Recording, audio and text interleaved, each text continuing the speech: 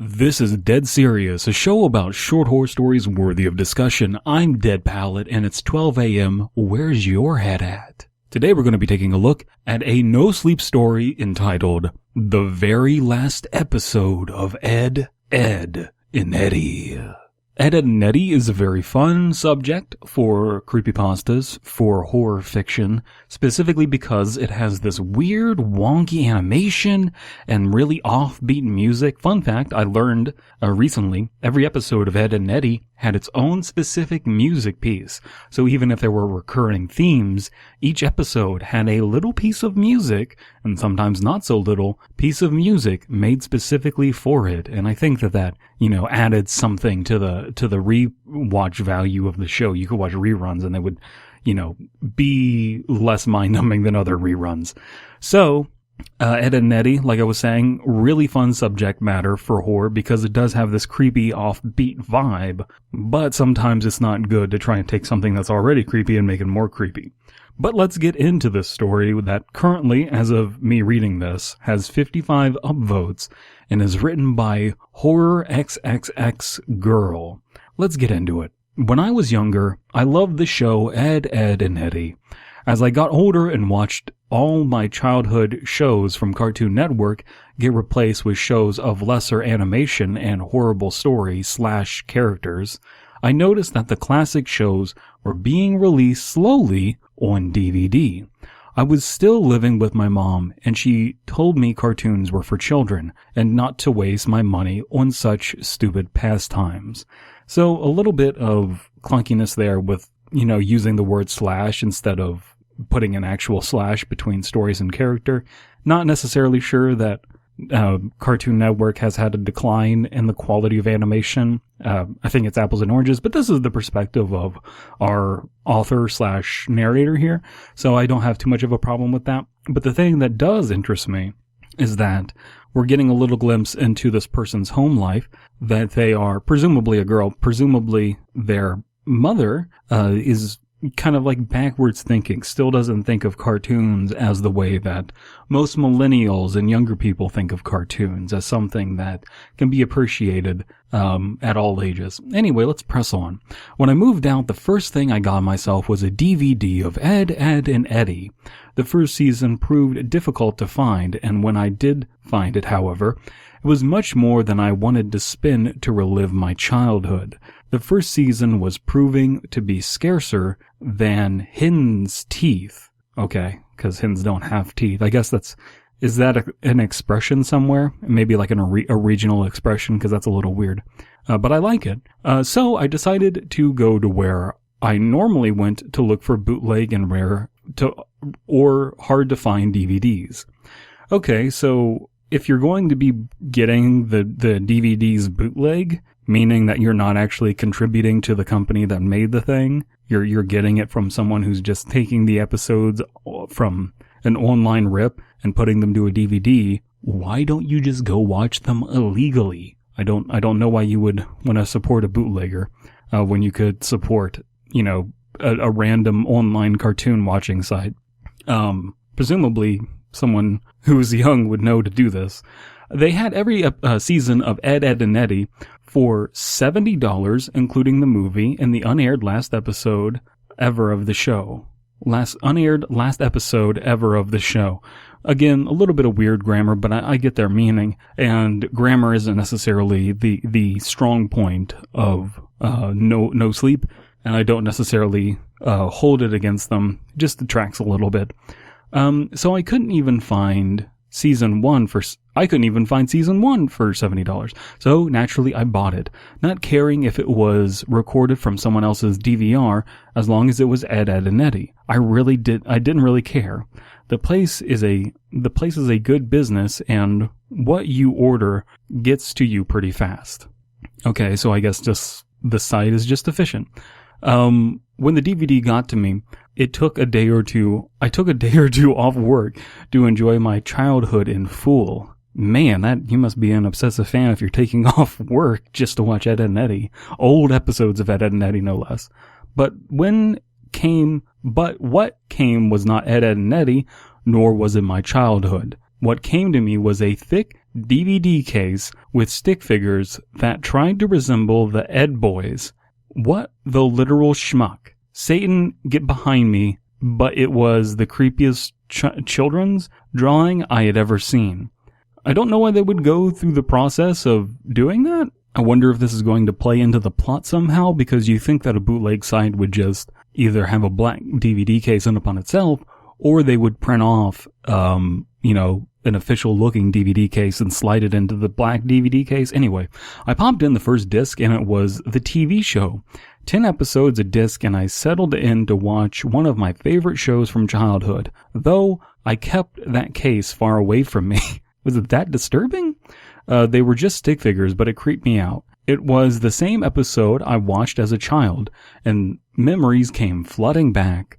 Despite the creepy cover art, this was the best $70 I had ever spent. Wow. Okay, so they are blown away. On my second day off from work, I decided to watch the last ever unaired episode of Ed, and Eddy. The episode showed all of the kids having just graduated high school. Yeah, even Ed graduated, that single D Ed.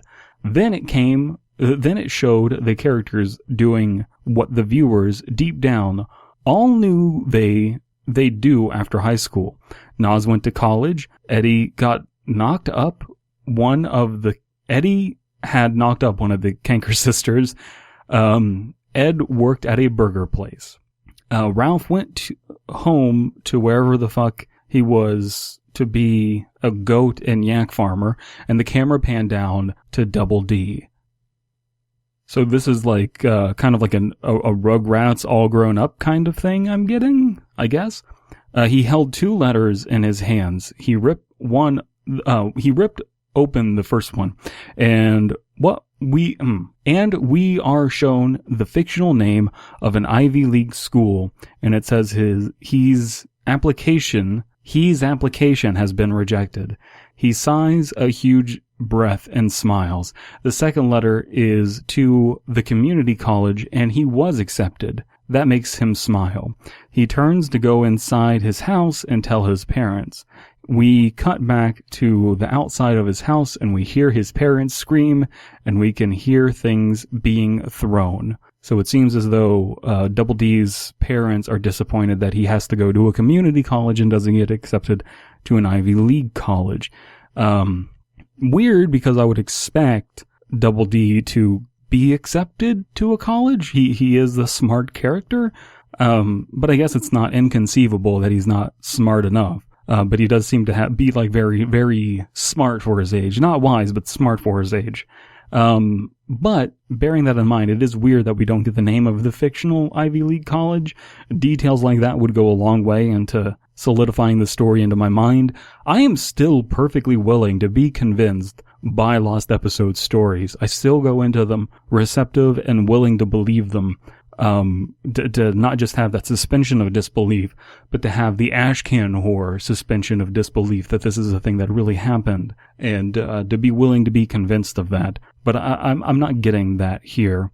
The aspect of domestic violence is interesting. I do like that. I think that we only have 3 paragraphs left. I think that the story really should have been built around that and focus more on that than just how they came into possession of the DVD, because it's not too interesting of a subject, and it's not too convincing of a subject as to how they would be able to get this last episode.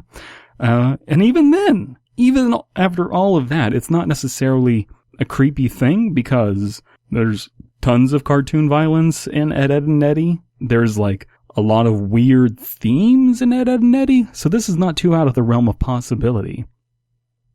I will admit, even though it was just a cartoon, and I knew it was just a cartoon, it still came off as super uncomfortable, and was showing a side of Ed, and Eddy that I had never seen before. A side that was deep, a side that showed just how much pressure Double D was under to excel in life. The house felt quiet, and I expected after a heavy scene like that, Eddy might order a couple of burgers from Ed or something to that effect. but the windows of Double D's home flashed. A gunshot was heard. Okay, so finally we're getting something that's out of the realm of possibility for the show Ed and Eddy. The camera panned inside of the home. Double D was splattered in blood and 2 adults lay slumped at the dinner table.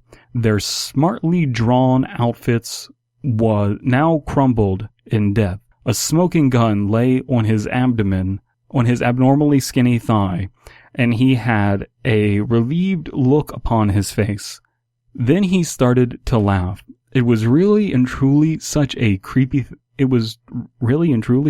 thing to see and to hear. Double D grabbed the gun again and slid the barrel into his mouth, closing his eyes. You know, he's got a really big gap between his teeth. I wonder if he's putting the barrel between his teeth. A tear rolled down his cheek, and the next scene showed the outside of Double D's home. The bay window of Double D's house flashed and a gunshot was heard. The screen turned white, and in a scrawl that was done with black marker, it read, "The End of Childhood." Another card was placed over the first one. This one read, "You were such delightful company." My screen turned black and the DVD played turned off. My screen turned black and the DVD played turned off. Okay. Now I don't exactly recall ever seeing that episode on Cartoon Network. Yeah, no shit. But if someone has, please let me know that I'm not alone in viewing that episode. Why would it have played on Cartoon Network? You already said yourself that it was never aired. So that's the end of the story. I'm